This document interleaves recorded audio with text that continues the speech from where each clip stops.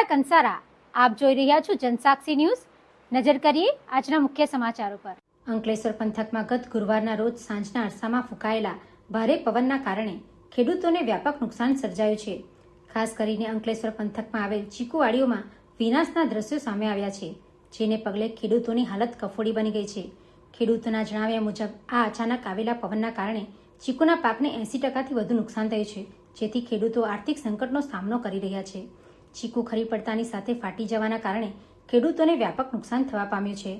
March મહિનામાં અણધારી આફતના કારણે ચીકુવાડી ધરાવતા ખેડૂતો પારાવાર મુશ્કેલીનો સામનો કરી રહ્યા છે।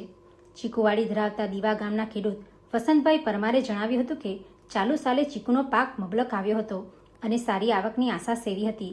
જોકે મિની વાવાઝોડાએ તમામ આશાઓ પર પાણી ફેરવી દીધું છે, ત્યારે હવે ચીકુના પાકનું ઉત્પાદન ઓછું થતાં ભાવમાં પણ વધારો જોવા મળશે તેવું અનુમાન છે।